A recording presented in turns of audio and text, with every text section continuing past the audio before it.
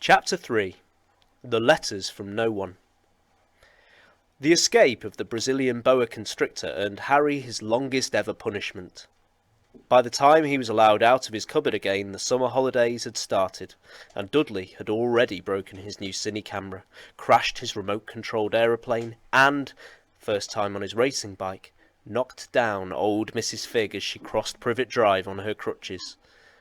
Harry was glad school was over, but there was no escaping Dudley's gang, who visited the house every single day. Piers, Dennis, Malcolm and Gordon were all big and stupid, but as Dudley was the biggest and stupidest of the lot, he was their leader. The rest of them were all quite happy to join in Dudley's favourite sport, Harry hunting. This was why Harry spent as much time as possible out of the house, wandering around and thinking about the end of the holidays, where he could see a tiny ray of hope. When September came, he would be going off to secondary school, and for the first time in his life, he wouldn't be with Dudley. Dudley had a place at Uncle Vernon's old school, Smeltings. Piers Polkiss was going there too. Harry, on the other hand, was going to Stonewall High, the local comprehensive. Dudley thought that this was very funny. "They stuff people's heads down the toilet first day at Stonewall," he told Harry.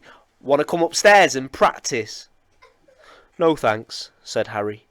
"The poor toilet's never had anything as horrible as your head down it. It might be sick." Then he ran before Dudley could work out what he'd said. One day in July, Aunt Petunia took Dudley to London to buy his Smeltings uniform, leaving Harry at Mrs. Figg's. Mrs. Figg wasn't as bad as usual. It turned out she'd broken her leg tripping over one of her cats, and she didn't seem quite as fond of them as before. She let Harry watch the television, and gave him a bit of chocolate cake that tasted as though she'd had it for several years. That evening, Dudley paraded around the living room for the family in his brand new uniform. Smeltings boys wore maroon tailcoats, orange knickerbockers, and flat straw hats called boaters. They also carried knobbly sticks used for hitting one another while the teachers weren't looking. This was supposed to be good training for later in life. As he looked at Dudley in his new knickerbockers, Uncle Vernon said gruffly that it was the proudest moment of his life. Aunt Petunia burst into tears, and she couldn't believe it was her ickle Duddykins. He looked so handsome, so grown up. Harry didn't trust himself to speak. He thought 2 of his ribs might have already cracked from trying not to laugh. There was a horrible smell in the kitchen next morning when Harry went in for breakfast. It seemed to be coming from a large metal tub in the sink. He went to have a look.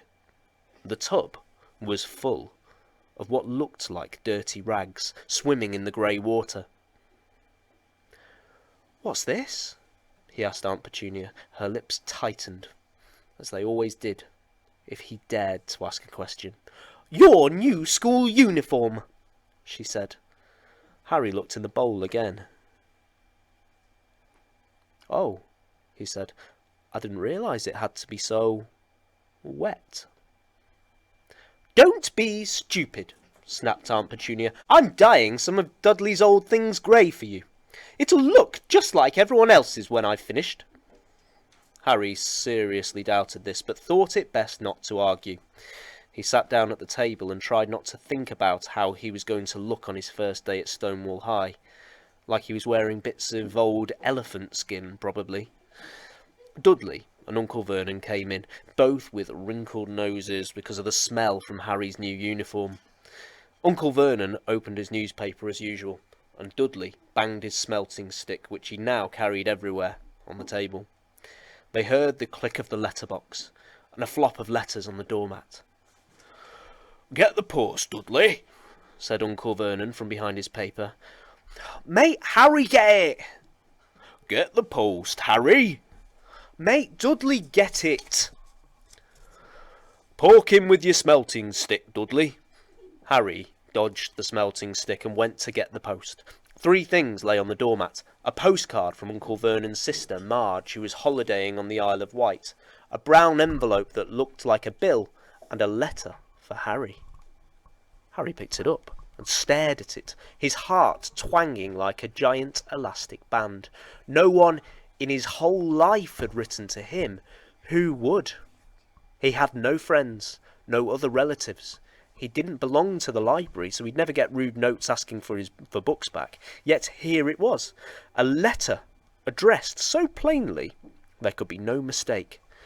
Mr. H. Potter, The Cupboard Under the Stairs, 4 Privet Drive, Little Whining, Surrey. The envelope was thick and heavy, made of yellowish parchment, and the address was written in emerald green ink. There was no stamp.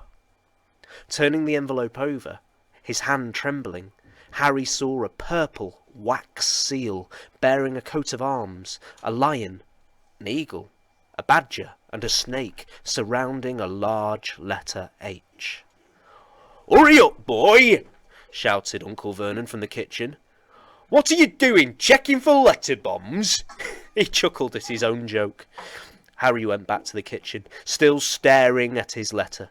He handed Uncle Vernon the bill on the postcard, sat down and slowly began to open the yellow envelope.